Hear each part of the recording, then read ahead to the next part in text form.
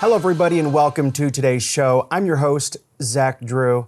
I'm starting this program today with a heavy heart as Charlie Kirk has been killed. And, I know that you're feeling it just like I am. And I'm not really sure what I can say that hasn't already been said, but I don't want to do a program without honoring him and his legacy. I'm telling you, what happened to him is just, it's absolutely devastating, and I have felt the weight. I mean, I truly have felt the weight these last couple of days. And my heart is so heavy as I think about his wife and his two precious kids who now have to walk this road without him. And I'm asking you that, and I know that many of you will, but continue to pray for them. Pray that in this crushing loss, that they would feel the arms of Jesus holding them up, carrying them through. I am encouraged as I looked through Charlie's wife's, her ex account, and seeing all the scriptures that she was posting even before Charlie was killed. And she truly is a devout woman who loves Jesus. And I just, when things like this happen, my gosh, I don't understand how people can make it without faith. But Charlie, he wasn't just, he was so much more than just a political voice. He also was a man who loved God deeply, and he wasn't ashamed to proclaim the truth in a culture that despises it. And a seed, when it falls into the ground, it dies. But that death is not the end. And from that seed, God can raise up a forest. And I believe Charlie's life was a seed that will produce a harvest of boldness in the hearts of believers across this nation. I believe it. I'm praying for it. But here's the sobering reality that we are living in times when truth itself is dangerous. Charlie wasn't known for screaming and raging and demeaning. He simply spoke truth with conviction. And for that, his life was taken. That ought to shake us awake. Evil doesn't fear noise. It fears truth. It fears the light that exposes darkness. And that's why, as painful as this moment is, we cannot shrink back. This is not the end. It's a beginning. We will stand where Charlie stood, unafraid, not willing to compromise, even if it costs us.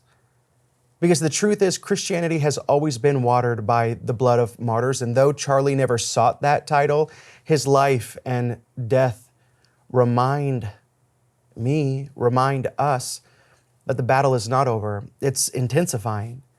And the people of God must rise in courage, not in fear, but in unshakable faith and a holy boldness to carry the torch of truth forward until the very end. Here's a quick video of Charlie before we get into our main content for today's program. Are you a Christian by any chance? Very, very much so. Like, why is that exactly? Jesus saved my life. I'm a sinner, gave my life to Christ, most important decision I ever made. So you believe the Bible is real? Yes, I believe the Bible is true and real. Yeah. Why is that? Well, I could give you the technical answer. There's never been an archaeological discovery that has contradicted the truth of the Bible. And then, of course, the wisdom. There is not a truth of the Bible that if you apply to your life does not improve dramatically. And then finally, we have the most accurate and transparent, historically robust account that one can have of the most important figure ever to live in the history of the world, Jesus of Nazareth. And the resurrection is the pinpoint of my belief that Jesus did rise from the grave so that we may live. What makes Christian mythology real? So that's not mythology, but that is theology. If Genesis 1:1 and the resurrection is true, anything in the Bible is possible. You're looking at the greatest miracle. The greatest miracle is creation. And then the fact that Jesus rose from the dead. And I say, how do you know that Jesus rose from the dead? Well, show me another historical piece of a story where so many people willingly died a brutal death for a lie. Every single person around him had everything to lose, and yet they went to the absolute death, from Paul to Peter to the half-brother of James, saying that Jesus is Lord, Jesus rose from the dead. Not to mention, if you were going to fake a story, you would not use female witnesses in the ancient world. In the scriptures, it said that the women were the first one to see Jesus Christ. If you're trying to fake a story, you would never do that. Charlie was a political pundit. He was a debater. He was fantastic at what he did. And he had a massive, one of the largest followings in all of America. He changed the political climate at universities across this nation, but he made it incredibly clear throughout his career that he was a Christian first, that his faith in Jesus Christ was the most important thing in his life. And we do know that he is with Jesus. Even though we feel the loss, I feel the loss, he is with Jesus. And just continue to pray for his wife and his children in this horrific time. Listen, I want to talk about something else that took place this week that needs to be discussed, and that's Iryna Zarutska. You know, this Ukrainian refugee that was murdered on the train, and it was covered up for such a long period of time on purpose, and then it was exposed over the weekend what took place and why it took place, and it's just astounding, and it really brings up some powerful issues, some important problems that we need to discuss and some of the solutions for them. Now, I talk about on the show different people's names, and I've realized over the last few days that maybe not everybody knows the same names. And so I want to talk about just really quickly Matt Walsh, right? So Matt Walsh is incredibly famous. He's the host of the Matt Walsh Show, one of the top podcasts in America on culture and politics. He works for the Daily Wire. He was the creator of the groundbreaking documentary, What is a Woman?, which sparked international debate on gender ideology. He's the producer of Am I Racist? He was the producer of Church of Cowards. He literally is one of the leading voices exposing the lies of the radical left. And he's also one of the leading voices in defending, as Americans, our timeless values. So all that to say, he wrote a really powerful article for the Daily Wire, and it was called The Savage Crime the Media Doesn't Want You to Know About. And I want to go through that article today. He said this: just a few short hours after a career felon named George Floyd overdosed on the streets of Minneapolis just outside of the store he was attempting to rob, while being restrained by the officers he had physically resisted, a lengthy video of Floyd's death appeared on every mainstream cable news station. The footage was disturbing. Viewers were warned.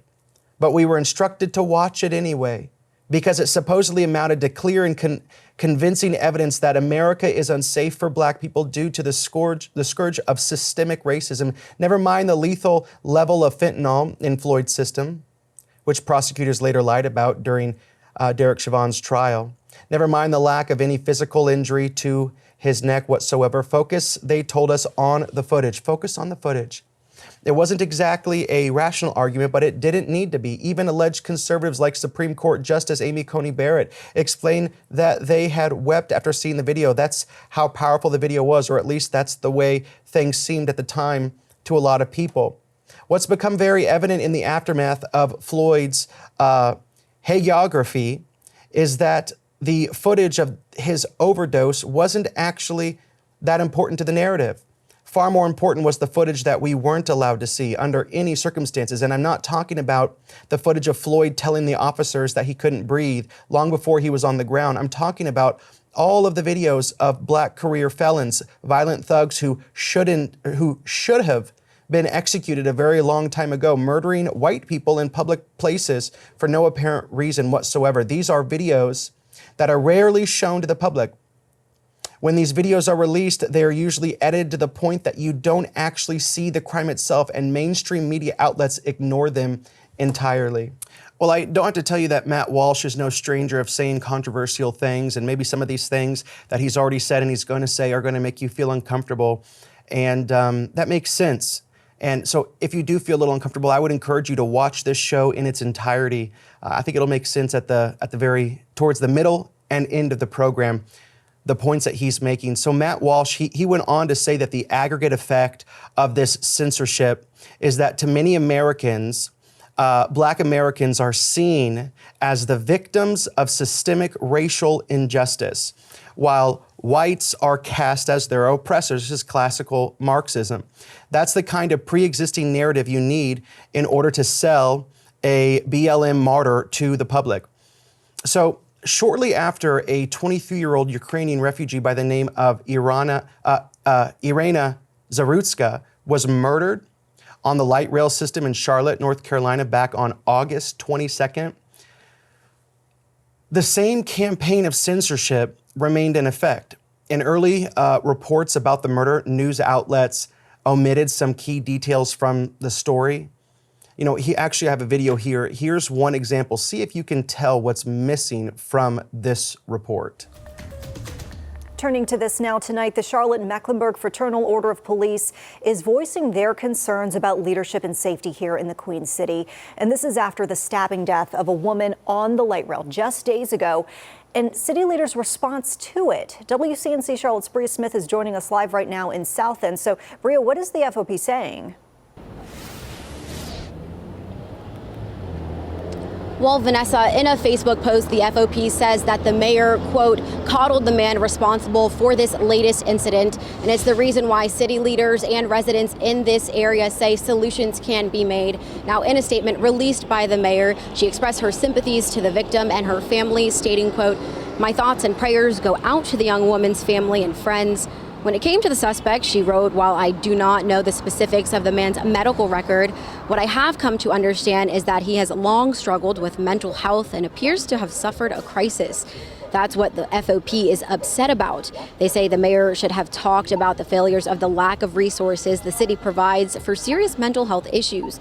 They also called out City Councilman Edwin Peacock to, quote, use thus tragedy to promote the transit sales tax. We do know Council member Renee Johnson requested an update from CATS on a recent change in their safety and security vendor. Data we access shows there have been at least 43 different incidents involving the transit service so far this year. People we spoke with are hoping for safety updates on CATS and in the city as well. I'll make sure y'all have these cameras working on these corners. Catch these people, because I know y'all be having cameras at these lights. That'll be a biggie. More street lights, you know, because it be dark in certain areas of Charlotte. So you have to be aware of that, because I keep a, you know. So I don't, just make sure you have enough people patrolling maybe on a corner, not even like.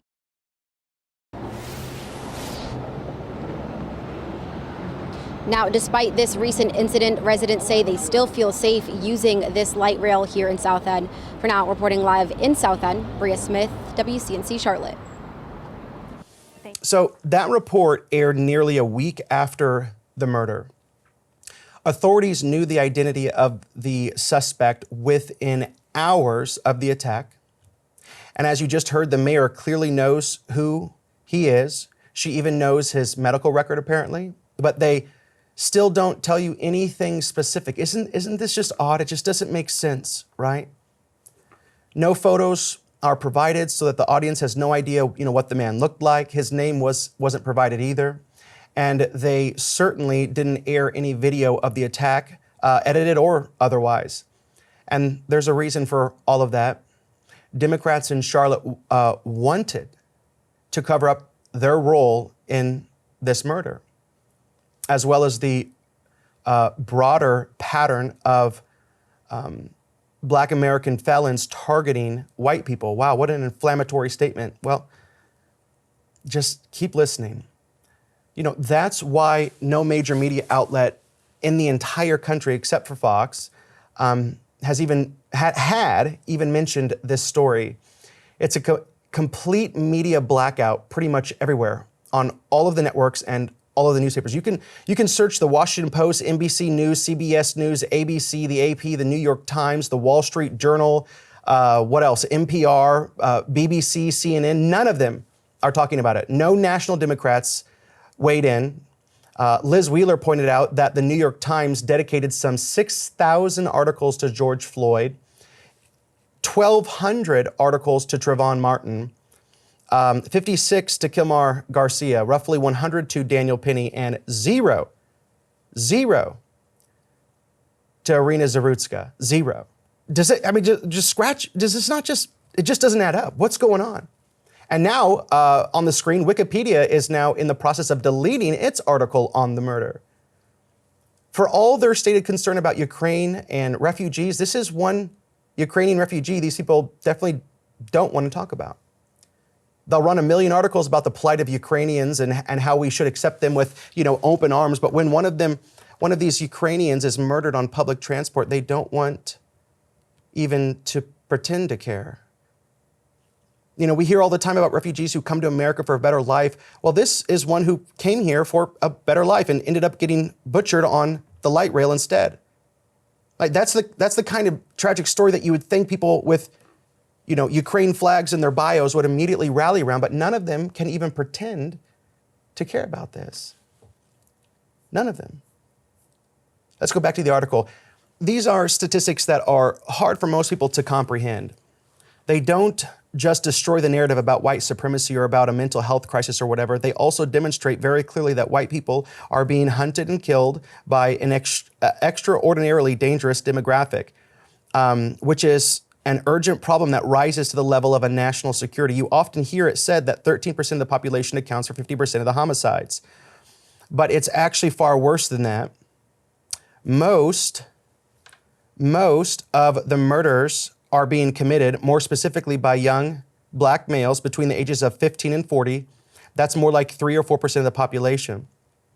But at the end of the day, these are just numbers. Without graphic videos airing 24/7 on every cable news network showing the reality of this racial violence in everyday life, these statistics are hard for people to hear about because they challenge everything that has been created around us. This bubble that they have put us in, it challenges all of these thoughts, our worldview. It's hard. It's like the normalcy battle. So, well, I don't understand it because, it's never happened before, but it's happening all around us.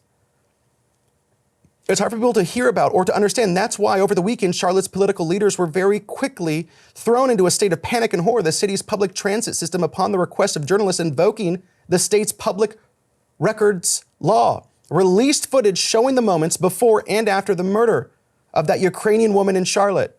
Several weeks after the fact, after the authorities initially refused to release this video, it became public. And according to Vi Lyles, the mayor of Charlotte, North Carolina, if you shared the footage that the city transit system provided, then you're not demonstrating respect for the victim's family. The respectful thing to do in the mayor's eyes is to bury all evidence of this murder. And if you don't see that, then you're not as altruistic as Vi Lyles. You have no decency. Of course, the reason that the mayor wants to memory hole this footage is that the killer, someone named DeCarlos Brown Jr., has an extensive criminal record. 14 prior arrests for crimes like armed robbery, assault, an assault on a female, felony larceny, breaking and entering, shoplifting. Go back to the article and put that image on the screen, actually. He has mugshots that, like students have yearbook photos. There's a new one every year at a minimum. One of his more recent arrests came after he misused the 911 system, reportedly by claiming that man-made material was inside his body and controlling his mind. When he was brought to court on that charge, a judge named Teresa Stokes was reportedly assigned to the case.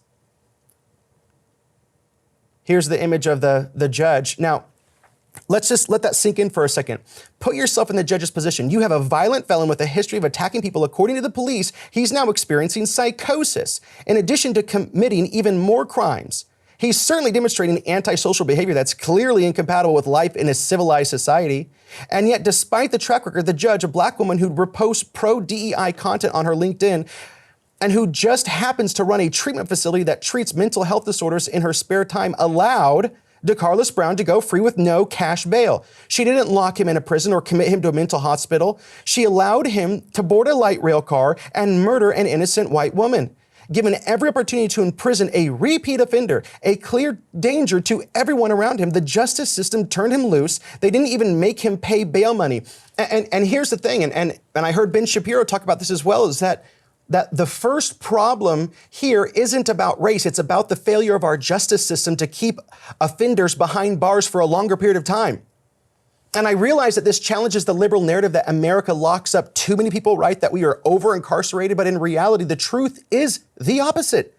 We don't incarcerate nearly enough. And I'm not saying we should pack, jails with people facing minor charges. What I'm saying is that if someone commits armed robbery, they should be locked up for life.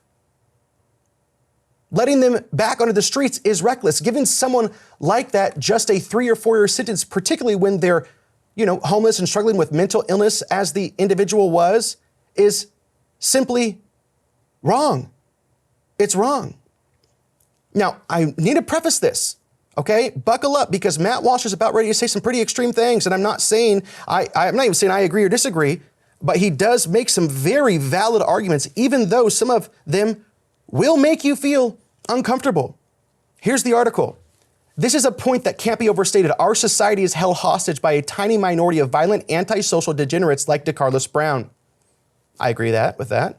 What makes it all the more infuriating is that it doesn't have to be like this. We could have all of these criminals off the street permanently in the span of a few months if we had the will. Here is a statistic you almost never hear about. Put that image on the screen. This is a statistic that shows prior arrests of persons admitted to state prison in 34 states in 2014. What this is showing you is that, and this is so wild, it says it in the article, if we rounded up every criminal with 3 or more prior arrests, crime would drop by roughly 80%. Yes, 80%. You can make this determination by looking at the percentage of new inmates in prison systems who have a prior arrest. Virtually all of them do. This is exactly the result you'd expect, and the lesson is obvious. The single best way to predict future criminal behavior is to look at past criminal behavior. What a novel idea, right? And the single best way to prevent future criminal behavior is to begin implementing ruthless punishments for serious offenders, including, Matt Walsh's word, including public execution for violent criminals and habitual offenders. There is, again, a very, very small percentage of barbarically violent sociopaths causing almost all of the problems. Our communities are unsafe and unlivable. You can't even sit on a train with headphones on because of a tiny fraction of the population. If not for this fraction, nearly every city in America would be a utopia compared to what it is today. We could easily deal with this problem, again, simply by punishing criminals. At a minimum, long prison sentences, as well as hard labor, DeCarlos Brown should have already been serving 30 years in a labor camp around his 5th arrest at the latest. This is the only way, as our ancestors knew. We've tried compassion and restorative justice, and this is the result. It was inevitable. So here's a question. Why exactly don't we give capital punishment to armed robbers? Why shouldn't anyone who would use violence to rob another person be permanently removed from society? Until it's safe to ride public transit or walk your dog in the park, what exactly is the argument for showing any amount of leniency to career criminals whatsoever? Our current system only gives capital punishment, and then only rarely, to someone who actually kills another person. But what about someone who, through their criminal behavior, has shown a willingness to kill another person? What about someone who is willing to murder another human being just to steal their wallet, or their shoes, or their car? What is the argument? What is the actual argument for waiting until that already violent offender actually kills somebody before giving them the maximum punishment? I want someone to explain this to me. If a guy walks up to a woman on the street, points a gun at her head, and takes her purse, why shouldn't that guy be hanging from a rope 24 hours after he's convicted in a court of law? Don't give me some platitude. Don't just shout the word compassion at me. Give me an actual argument. It would certainly make our communities much safer if we started executing armed robbers. And that was the way of America, and that was the way of the world for thousands of years. That was even the law, in the Old Testament to a large degree. If we responded with that kind of brutal decisiveness to violent criminals, there's no question about that. So why shouldn't we do it? Here's the question. If the cost of having much more dangerous communities worth the benefit of keeping guys like DeCarlos Brown alive? Does anyone think the answer is yes to that question? So if you've been arrested 3 or more times within America, if everybody would be locked away, if you've committed a crime, statistics say you will likely commit another crime. 3 or more arrests, locked away, 80% of all crime throughout the United States would disappear. 80%. And if somebody is willing to kill another person, like Matt said, you hold up a woman, steal her purse with a gun on her head, you are willing to kill that woman. And if you're caught, he's saying, why shouldn't you be locked? Actually, he's saying, why don't you be publicly executed? But why shouldn't you be locked away forever? You are willing to take that woman's life. So the death of this young woman will not become a national issue, unfortunately. It will not spur a national conversation about crime rates, about policing, or about people getting out too early on bail. It won't do any of those things because it doesn't match up with the corrupt legacy media and what they wish the world were really all about. I'm starting to run out of time for today's show, so I just got to tell you, if you watch the show, you know where this comes from. This is not the media blackout, these radical woke judges. Like, it's not just like happens. It's not just get there by luck. This is all orchestrated. And it is a Marxist plot to divide and destroy America. That is what we're seeing. And here's the thing. And I want to end the show with this. I want to bring it back because there was a lot of truth, a lot of wisdom in the things that were being said. And Matt Walsh is right. Our culture is being destroyed because justice has been abandoned. He's right that judges let violent men go free. Politicians bury the truth. The media covers up the blood in the streets. And innocent people like this young Ukrainian woman pay the price. But I need to say this I can't end the show without saying this. All of that is true. And there's major problems, and there is things that can be done, shifted within our government, within the judicial system to help fix this. But the deeper truth, and we can't miss this, the crisis isn't just political, it is spiritual. It is spiritual. The Bible says in Isaiah 59, justice is turned back, and righteousness stands far away, for truth has stumbled in the public squares, and uprightness cannot enter. That's America today. Truth has fallen. Justice has been perverted. And when a nation abandons God, lawlessness always fills that vacuum. We are not just facing a crime problem, and we are facing a crime problem. We are facing a sin problem. And Jesus said in John chapter 8, verse 44, that the devil was a murderer from the beginning. That same spirit of murder and lawlessness is alive in our culture today. And let me tell you something, no policy, no politician, no prison sentence, why it can be very, very helpful for the community, can fix the human heart. And we know that. We know that at the core of this, it's a sin problem. The only one that can truly fix hearts is Jesus. Yes, the government has a God-given responsibility to, wield the sword of justice. That's Romans 13. But even if every violent criminal were locked away tomorrow, the sickness of sin would still remain.